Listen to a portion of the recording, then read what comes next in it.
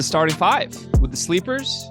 And after a thorough discussion of whether or not we would do sports this week, we have settled on giving sports a try yet again. We're not happy about it, though. We are still very sad and very hurt. Cart, how sad and how hurt are you this morning? To quote a great Linkin Park song, I'm a little bit numb to the situation now. Just a lot of pain, a lot of hurt in all sports, all levels, coming at me from all angles. But you know what? You got to give the people what they want, and I feel like they want to hear us talk about sports. So, damn it, I'm gonna fight through for maybe the only thing I'm gonna have left at the end of all of this, because I don't have sports teams anymore. I'm broken. I'm done. But happy Misery Monday to you, Gregory. Happy Misery Monday to you as well. And to all of the listeners, we are going to talk about a few of our broken teams in this episode. We have an Illinois interview with Brad Underwood. Not that we did, but that John Fanta did, that a very interesting quote came out of. We're going to get to that. Some Michigan updates, some recruiting stuff. And of course, we have to check in on Isaiah Collier. So let's start there. Let's start with George Washington III. That's Michigan's newest recruit. He was an Ohio State commit, decommitted at the beginning of September, and he has just released a Final Five with Michigan, Louisville, Virginia, Wake Forest, and Dayton. Now, Virginia is a team I don't love recruiting against, even though they don't necessarily pull five-star guys. Like, typically a kid that has Virginia on his list is a kid that I just am weary would ever want to go play for Michigan. That's a certain type of kid that wants to go to a defensive system like that. Louisville's throwing bags left and right. Don't like recruiting against them. But this is a pretty winnable recruitment when you get in a Final Five, and the two biggest threats are Louisville and Wake Forest. What I know about George Washington III, Cart, he's a pure shooting guard, more of an actual shooting guard. He's an archetype that I don't think Juwan Howard has prioritized in his time at Michigan. If you look at the guys he's recruited, he's really recruiting a bunch of hybrid 3-4 types. He's recruiting true bigger wings. He's recruiting centers, and he's recruiting point guards occasionally, either from the portal or from the high school scene. He hasn't gone after true shooting guards except for Kobe Buffkin. And red alert, he needs to go after shooting guards because all they have is Kobe Buffkin. So I'm in on this recruitment. I like it. What do you know about George Washington III, and what do you make of Michigan's chances? So, I mean, I see him as and I might be wrong, but is he more of an undersized kind of two guard, like more of a combo guard, like 1-2? Weight-wise, he's very small right now. I don't know if that's just he needs to put on muscle, but okay. I think he's like 6'2". Okay, yeah. No, I think for me, it's just an interesting recruit because of what you said. Like, I feel like the archetype for like what Juwan and the recruiting trail, what he's been doing, is he's just been getting like big guys or big wings, or if they are undersized, they're undersized bigs, basically like utility guys, like Terrence Williams type players. But I think this would be a good fit, especially if he could be put in with, let's say the returning pieces you would have. I think shooting is a question. Shooting is something that will be missing from this team. So adding a shooter never hurts. But I also think that you have all the right to be afraid of schools like Louisville and Kenny Payne, because say what you want, the bags are coming out for them, and they haven't done the best job at recruiting guards in this cycle.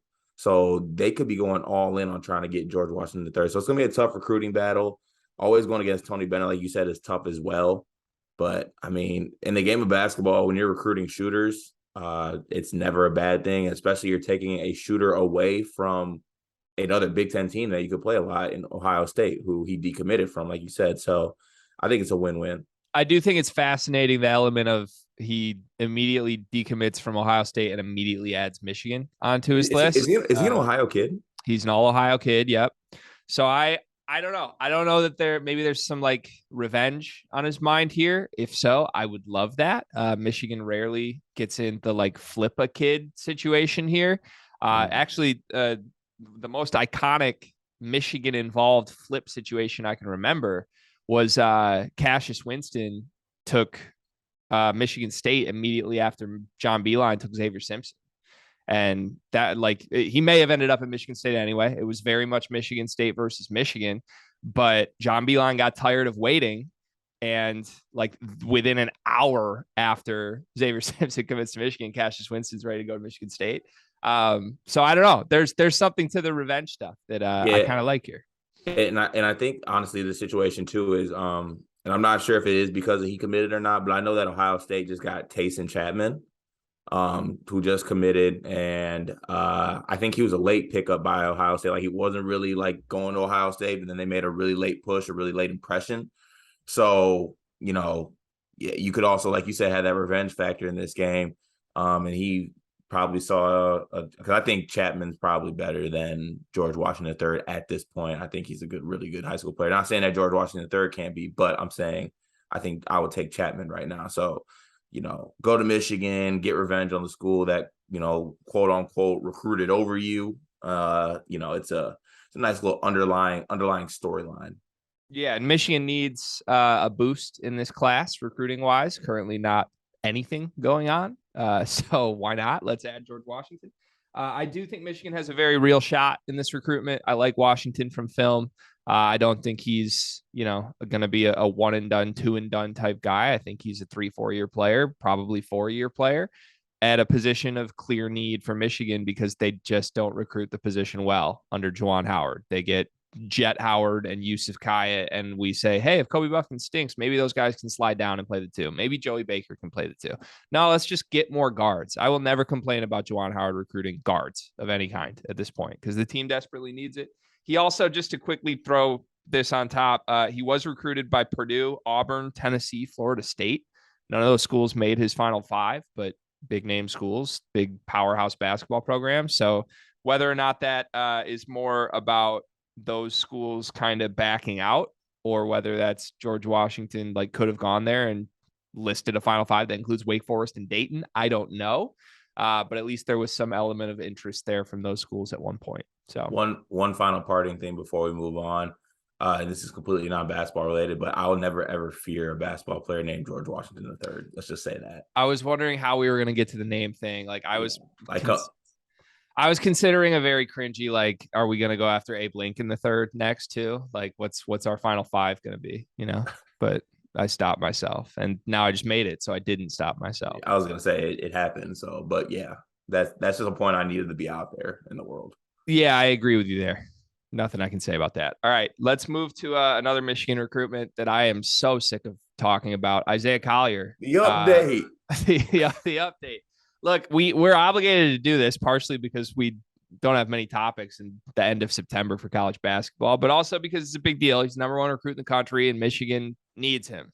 Okay, let's call it what it is. There's now FutureCasts coming in for Collier to Cincinnati. 2 came in fact, in the last week for Collier to Cincinnati. And there are also insiders holding firm that it's USC. I think there's one FutureCast from a very reliable source that is like at a 75% confidence rate that he's going to commit to USC. UCLA and Michigan, nobody feels confident saying he's going to go to one of those schools. Maybe it's USC versus Cincinnati. I don't know. I'm sick of talking about this. My take is that nobody knows. Everybody wants to be the people who know, including us, and nobody knows. Yeah, well, I'm gonna go ahead and put in a Carter cast right here. On a 64% confidence scale, I'm gonna say USC is gonna be the pick for Isaiah Collier. So you can all take that and factor that into your whatever your formulas are. But the Carter cast says 64% USC. I'll take the small win right now, Greg, because I haven't seen many wins. So Collier not playing in the Big Ten is a win for me. So I guess we can mark that up as a small win. And God damn it, I'm clawing and scratching for any win I can get right now. Yeah, I mean, look, Michigan needs him. That's all I'm going to say. I don't think they're out of it. I'll just say that. I think nobody knows. And until we get to decision day, this feels like a recruitment where things are going to flip. Yeah, so, it's one of those rare recruits in today's day and age where it actually kind of is like close to like the camp and secret. Like I feel like every single recruit nowadays it's pretty obvious almost where the kid's gonna go. You get rare situations where you don't know because of whatever situation, but I think Collier is just kind of keeping this close to his chest on this one. But is it getting a little old though? Like are we just gonna Can we just make the decision? So I mean, yes, I'm sick of talking about it, but not in the sense of a Josh Christopher recruitment that got old, where it was like he's clearly just dragging this out for clickbait. Like Mm. no one should be upset with a high school kid, no matter how they do it. But at some point, I was like, come on, dude. Like it really made me disgusted at Josh Christopher and who he is. I don't feel that way about Collier. I think like him and his family are just quiet and don't want to talk about it. And I don't think they know, quite frankly. I think they're still truly making the decision. So like I don't blame them for that. Take your time. But I am sick of talking about it. And we're probably going to keep talking about it. I feel like every week we're going to have another Collier update. Stay tuned next week for the next Isaiah Collier update. God damn it, man. It would be so nice if Michigan just got the number one player in the country. It would be fitting with like how my life's been going so far. Let's talk about how your life's been going so far. Michigan State basketball update. We talked about their schedule last week. It's the hardest in NCAA history by my eye. That's not hyperbole. I genuinely believe that's the hardest schedule any college basketball team has ever played. And Michigan State set to enter the season with 9 scholarship players. We have not made a video about this yet, even though we could have in the last couple of weeks. Jaden Akins, supposedly in a boot. From what I've heard since, it doesn't sound serious. It doesn't sound like he's going to miss significant time, but he may start the season not at 100%. And then today we get some news. I don't know that I'm even allowed to break this news, but let's just say it. Malik Hall, supposedly injured and may or may not have a broken toe. Don't know if it's broken. We're still trying to dig and get the answers on that. But this is not good, Cart. This is a team that has 9 scholarship players, and 2 of the top 6 are now rumored to be injured a month before the season starts. Scanning the room for sharp objects. Yeah, it's not a good situation, but I actually am going to put a little bit of positive flip on this, at least for Jaden Akins' injury. And honestly, the broken toe thing, like a broken toe is obviously, you don't want to break any type of bone. You want to break, like, broken bones are bad, but a broken toe, I think we can work with and kind of heal that up and get back to it. And also as far as Jaden Akins, it being a stress fracture injury, I mean, with college athletes or athletes in general, sometimes when the workload gets kind of fired up and you up the workload, up the workouts, you sometimes go too hard and it can cause stress fractures. Now, usually stress fractures happen in like the legs. Like I know a lot of basketball players can get in their shins, and that's basically just like from overworking. A lot of basketball players use it as like a wake-up call. Like, I need to take care of my body a little bit. Like, yes, I want to work out hard and get better, but I also need to listen to my body and take it easy and rest when I need to. But at the end of the day, I can't put a positive spin on foot injuries. Foot injuries just scare me. Any foot injury in an athlete is scary. Even if it is just a stress fracture, it's just not something that makes me feel good inside. Now like you said, we're going into this year with the hardest schedule probably in NCAA history, and 2 of our best players have broken bones. Like, that's the surface level situation. That's where we're at. And we are extremely close to Carson Cooper minutes. Yeah, I think you're there is the point. If this news is true, I don't see how you're not there. I mean, look, the combination of the hardest schedule in NCAA history with the smallest rotation in Tom Izzo Michigan State basketball history makes this an incredibly hard situation for Michigan State to overcome. It's going to be fascinating to watch it play out. Look, you never, as a rival fan, which obviously I'm a Michigan fan, like I want to be very clear, you never root for bad things to happen. You never root for injuries. Like, I love Malik Hall. I love Jaden Akins. People should be very aware of that at this point. But like the whole point of me complaining about the way he approached this roster building was, God forbid, what if someone gets hurt? Like, injuries are a massive part of the game of basketball. Like, any given year, a team gets at least one major injury. That's a normal ass thing. Looking through Tom Izzo's career at Michigan State, that happens. And this team cannot sustain even one, let alone 2 a month before the season. Like, and these are minor enough, knock on wood, like you said. Like, I think both of these are overcomable, even if the worst case scenario is true from what we've heard about a stress fracture and a broken toe. Like, I think these guys will play, but it's a horrible precedent to set going into the season because, I mean, let's just say Malik Hall can't play in week 1 against Kentucky. Is Pierre Brooks playing 40 minutes? That's it, right? It's because Jaden Akins and Pierre Brooks are the only other guys at the 3. That's it. So Joey Hauser has to play 40 at the 4? Just fitting a broken toe is doing me in. I can't fathom it. And it makes my point the other week about like, look, no matter how good Michigan State ends up being, if they lose 15 games, I don't know that they make the tournament. And like, it's not hard to look at the schedule and say they're going to be underdogs in 18 of these games. So I don't know. I don't know what to do about it. Are you still okay with, I mean, you're numb at this point. I know you are, but like, if doomsday happens here and they're rolling out 6 guys and just getting blown out in these non-conference games, are you still able to frame it as like, well, we've got next year?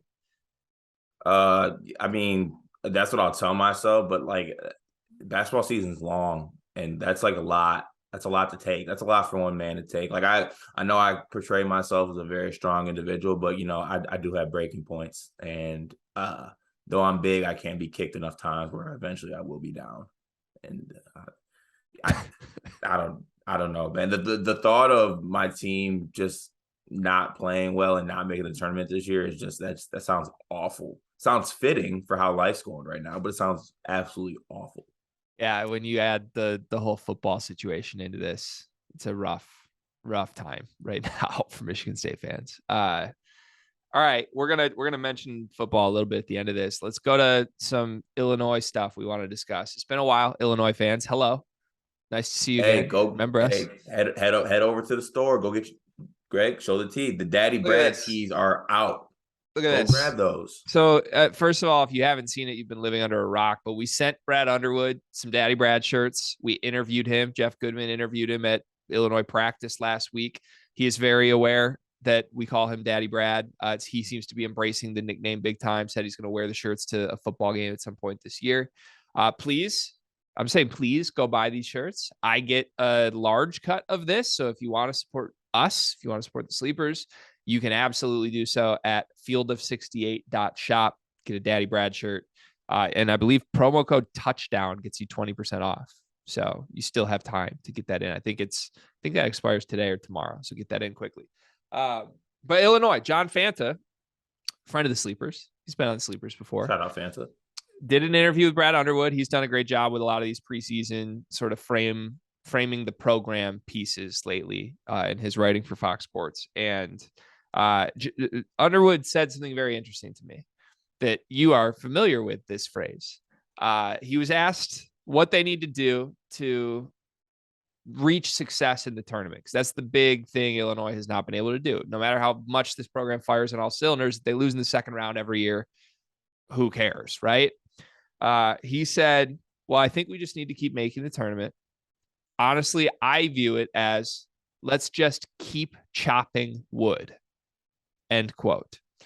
Keep chopping is a phrase that you are well familiar with right now. Mel Tucker, the 5th highest paid coach in college football, who is coming off the heels of back-to-back blowout losses to unranked teams, loves to say keep chopping. In fact, Michigan State players were doing the keep chopping down 21-0 at home to Minnesota this Saturday. So what do you make of the phrase keep chopping? And what do you make of Brad Underwood using that relative to his team's lack of tournament success? You know, I'll start with Brad and the Illinois side on this. I'm not a fan of the keep chopping movement in Illinois situation, because I think that making the tournament it's not hard for them. That's something they're doing. I think they're having this regular season success. I think that, you know, the whole keep chopping thing, like keep making it to the tournament, keep doing the same thing, and then you lose again. I just don't really believe in the whole keep chopping method. I know we had Coleman Hawkins on it seems like a while ago now, and he talked about possibly playing a style of basketball that may be less conducive to Big Ten and regular season play, but more conducive to postseason play. And I kind of like that approach a little bit more over the whole keep chopping thing.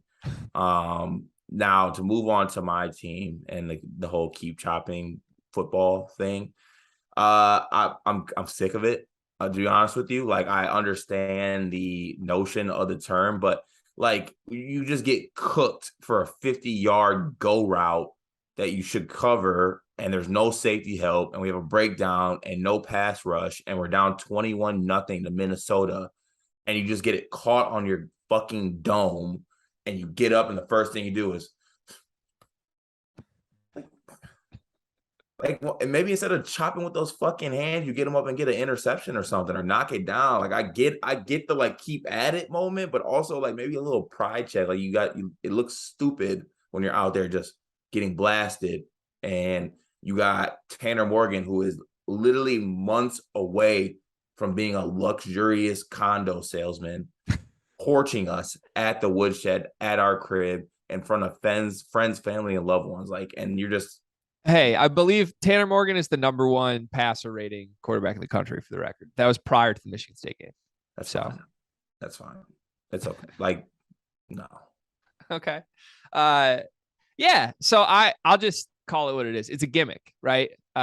Any sort of catchphrase for me is a gimmick in the coaching world. Sometimes those can work. Sometimes those can fuel teams. PJ Fleck, in fact, is like the master magician of these gimmicks. The whole row the boat thing, I made fun of it for years. I have friends in real life who played on that Western Michigan team that went to whatever bowl game it was, the Sugar Bowl, I believe. And like they live by that. They have bought into row the boat as a movement that they live their everyday life by still 7 years later. To me, it's a gimmick. And I think great coaches don't need gimmicks. How often do you hear Nick Saban throwing out catchphrases? You don't, because he doesn't. He doesn't. He threatens to take away scholarships and make players' families homeless if they don't you just don't. Like I think you can go down the line of all the best coaches in basketball and football in college. Like none of them are gimmicky catchphrase guys. And I look, there's a marketing element to this. Clearly, from a Michigan State football perspective, Mel Tucker is supposed to be this marketing genius, and he's got the deep end and keep chopping and the deep waters and tuck coming, all of that. And like it's an NIL thing, and the fans love it. Like until you don't win games. For Brad Underwood, though, he's kind of towing the line with that to me. They've got the everyday guys thing. Like there's just a lot of like catchphrasey type things going on with this program. And I've got my eye on it, Card. I don't know. I kind of wish like the catchphrases would just go to die somewhere. Cause I think Brad's a great coach and a great recruiter. And I'm terrified of him. He used my daddy Brad, but like the more that daddy Brad makes dad jokes, that's when I get less afraid of my dad.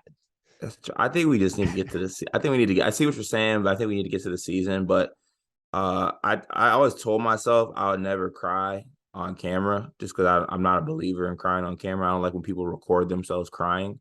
Never been my thing. But I just got a notification to my phone that Tracy Walker, Lions safety, tore his Achilles. I'm so sorry. I'm laughing. I'm so sorry. All right. That's a good segue, Cart. Football is our final topic. I was going to mention in the keep chopping segment that if you and I just lost all our bets the way we have the last 2 weeks, like if we would just send each other the chop emoji, maybe that would turn things around. Just keep chopping. I want to chop my head off. Football. You just broke some news on the show. That's horrible for Tracy Walker. The Lions should easily be 2-1, and they are 1-2. I think they should be 3-0. Michigan State is 2-2 and looks headed for 2-6, maybe 3-5 if they play well. JJ McCarthy looks horrible. I don't know. Where do we go? Nothing's really good in the football world right now. Can we start with Mel? I guess just piggyback off the keep chopping thing. Where are you at emotionally with Mel Tucker right now? I'm disappointed, obviously disappointed with the team's, performances. Washington hurt yes, but it hurts even more that after that Washington game, we had a week to come back home and play Minnesota and proceeded to put up 0 points basically the whole game. Noah Kim came No in and got Kim. it. Yeah, Noah Him basically came in and tried to solidify his deal for a Hopcat burger by throwing a touchdown at the end of the game. So it was disappointing that after a week, that's how the team came out and bounced back with a big opportunity at home. Now we're really gonna see what we got as we travel to go play at Maryland. So I don't know. I'm disappointed, obviously, but with that said, I still believe in Mel. I do. I'm not jumping ship on him as of now. So yeah, it sucks. But the main point I want to get across that there is a higher power listening to this. I understand that I come across as a strong individual and that, I can take a lot. I'm built different. I'm a big fella, strong fella, some might say. You don't have to give me your strongest battles. There's other soldiers out there that can fight this battle. Obviously, if it's your decision to have me fight these battles, I will do it because I believe in the higher power. And I believe that you're doing the right thing. But I could use a break. Little mini vacay, little mini pain siesta. If I do say so myself, I need something. I need a small win, please. Yeah, you do need a small win. Everything has been a loss for your programs lately. I'm getting very strong Brady Hoke vibes from Mel Tucker. And I think I've seen that comparison a little bit on Twitter. But Brady Hoke was infamous for like big game blowout losses and just clapping on the sideline. Like right now, we just get a really sweaty Mel Tucker right at kickoff and then like a stern faced clap the whole game, and that's it. He said like his post game comments are baffling to me. After the Washington one, he comes out and says he's a horseshit football coach. That was funny and kind of fired me up for a day. I'm like, oh, okay, he's taking accountability, but maybe he's just really accurate that he's a horseshit football coach. Like this week to hit the podium after a domination where Minnesota's backups dog walked you like for an entire quarter and a half. They just marched down the field. And to hit the podium and say nothing surprised you, that's when I'm like, okay, like this. Well, I kind of agree with that because I feel like Minnesota did exactly what someone thought they would do. Nothing like happened. That's just like, oh, that's not Minnesota. So none of that game surprised you. Based on like what Minnesota did. I mean, that's something you just can't say as a head football coach. I mean, like there ain't really shit you can say after that game. You could say it's fucking surprising. Like if it's not No, surprising, you can't say it's surprising because then you give off the vibes that no, I don't mean game plan shit. Like the point is to act unfazed after a loss. You don't lose a football game and go to the podium and the coach says, "Oh, that was surprising." I mean, that's not the first thing he would say, but like that's better than saying he's completely unfazed by the fashion of that loss card. Like that wasn't a 7-point loss. Like that's fine. If you lose by 7, whatever, close game. But like that was when has Michigan State ever gotten dog walked by a team the caliber of Minnesota at home? Never. It's been a while. I mean, never. So like I don't get it. I don't know. I see Brady Hoke 2.0 with him. We'll see. I miss Kenneth Walker.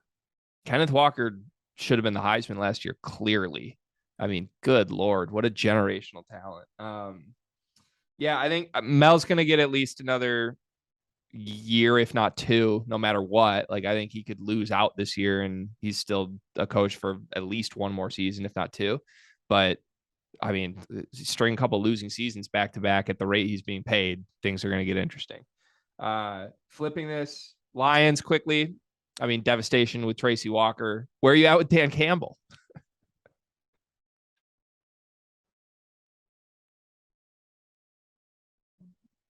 I think I'm done with this episode. No, we can't finish this. I don't know. I think I might be done. I'm sorry, Cart. I'm rooting for you. I really am. I was hurt by the Lions as well. I was face down in the living room after this one. Me too. I actually went outside and I screamed fuck at the top of my lungs as loud as I could. And some like guy like 7 houses down, all I hear is fucking Lions. I think Dan Campbell's Ted Lasso. We've talked about that a little bit, but yeah, but I think I get that sentiment. I think that I think Ted Lasso's a better coach. Yeah, that's what I'm thinking. I think it's disrespectful to Ted Lasso. So I feel like Ted Lasso adjusted and tried to. I just hate that we lose a game and then you get, oh god damn man, I really friggin' regret that. I really friggin' regret that, man. I mean, that's gonna eat me alive. I really friggin' regret that. That's not us. Like, shut up. Then don't do it. Then don't do it. I'm so sick of self-aware coaches and like managers and everything just being like, man, I really went out and sucked it up, didn't I? No shit. Yeah, you did. Don't come to the podium every single time with that attitude. Like, oh man, I probably should have punted that, huh? Anyone else in here think that? Like, okay, sick self-awareness. Let's make some adjustments. He's just managing this team as if they are like a fictional protagonistic football team or like a team that has a lot more than they have. And I like this Lions roster. I think this is a playoff roster, clearly. I think all the skill position guys are great. I love the offensive line. I think the defense has actually held its own compared to what our expectations are. But like you have to manage this team like they are the Detroit Lions. Like you can't on 3rd and 1 when you're up 10 with 8 minutes left, you can't take a deep shot to Josh Reynolds. Like run the ball. You're getting 4 yards of push. Manage the game like you are an organization that historically blows these games and change that.